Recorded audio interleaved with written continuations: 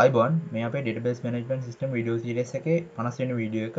මේ වීඩියෝ එකෙන් මම කතා කරන්න බලාපොරොත්තු වෙන්නේ DDL queries පාවිච්චි කරලා backup කරපු database එකක් restore කරගන්න කොහොමද කියන එක ගැන.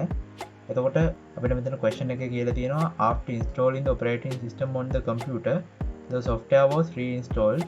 All previous data needs to be restored in the database. To do this, use the previously created random school DB backup file. Create the required restore query. හරි එතකොට මෙතනදී අපිට කියනවා අපි question set 49 එකේදී backup කරගත්ත file එක restore කරගන්න කියලා. එතකොට ඒකටත් අපිට පුළුවන් අපේ CMD එක open කරගන්න. එතකොට මෙතන අපි මම මෙතන අපේ directory එක හදාගෙන තියෙන්නේ. එතකොට මෙතන අපි backup කරගන්න පාවිච්චි කරපු query එක. ඒ වගේම අපි backup කරගත්ත file එක බලා ගන්න පුළුවන් අපි desktop එකේ DB backup කියලා folder එකක් හදාගෙන තමයි file එක add කරගෙන ඉන්නේ එතනට. එතකොට මම මේක රීස්ටෝර් කරන්න කලින් අපේ රණබිම ස්කූල් DB කියලා database එක drop කරගෙන ඉන්නම්. එතකොට ඔයගොල්ලන්ට බලා ගන්න පුළුවන් මෙතන tables වල data add වෙලා තියෙනවා. එතකොට මම මේක right click කරලා drop schema කියන එක දීලා රණබිම ස්කූල් DB කියන එක drop කරගන්නවා. එතකොට drop කරාට පස්සේ මෙතන අපේ database එක බලා ගන්න පුළුවන් කමක් නැහැ. එතකොට ඊට පස්සේ මම ආයෙ right click කරලා create schema දීලා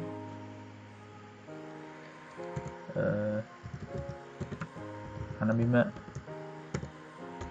DB කියලා database එකක් හදාගන්නවා. empty database එකක්. එතකොට ඒකේ මම tables මුකුත් හදාගන්න යන්නේ නැහැ. එතකොට අපිට බලා ගන්න පුළුවන් මෙතන අපි දැන් හදාගත්ත රණබිම DB කියන database එක create වෙලා තියෙනවා. එතකොට අපිට පුළුවන් CMD එකට ගිහිල්ලා database එක restore කරගන්න query එක ලියා ගන්න.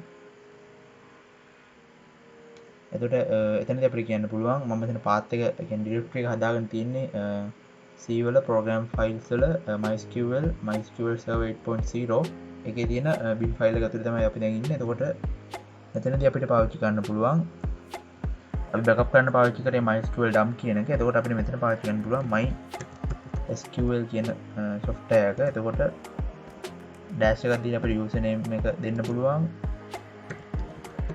ඊට පස්සේ ආයෙ dash එකක් දීලා මම p කියලා දෙනවා. ඊට පස්සේ අපිට පුළුවන් අපි දැන් හදාගත්ත රණබිම DB කියන database එකේ name එක දෙන්න. රණබිම DB කියන එකේ මම name එක දෙනවා. ඊට පස්සේ අපිට පුළුවන් අපි දැන් backup කරගද්දි පාවිච්චි කරේ lower than එක.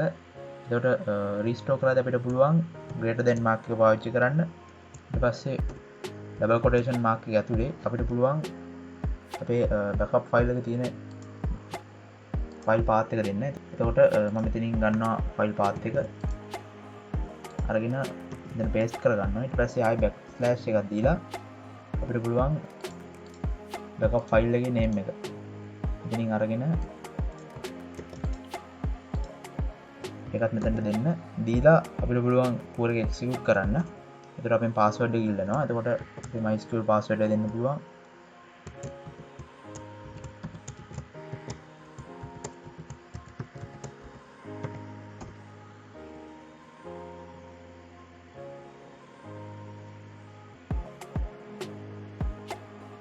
හරි එතකොට ඒ query එක execute වුණා. එතකොට අපි workbench එකකින් බැලුවොත් එම මෙතනින් refresh කරගන්න database ටික. එතකොට අපිට බලා ගන්න පුළුවන් මෙතන රණබිම DB කියන එකේ අපි හදාගත්ත කියන අපේ backup එකෙන් මෙතන restore වෙලා තියෙනවා. අපි table view කරලා බැලුවොත් එහෙම table වල values උත් මෙතන අපිට add වෙලා තියෙනවා බලා ගන්න පුළුවන්. එතකොට ඒ විදිහට අපිට පුළුවන් database backup file එක restore කරගන්න. හරි එතකොට ඒ විදිහට තමයි මම අපේ question set 50 එක complete කරගත්තේ. එතකොට question set 50 එකෙන් අපේ database management system video series එක අවසන් වෙනවා. එහෙනම් හම්බෙමු තවත් video series එකකින්. Thank you.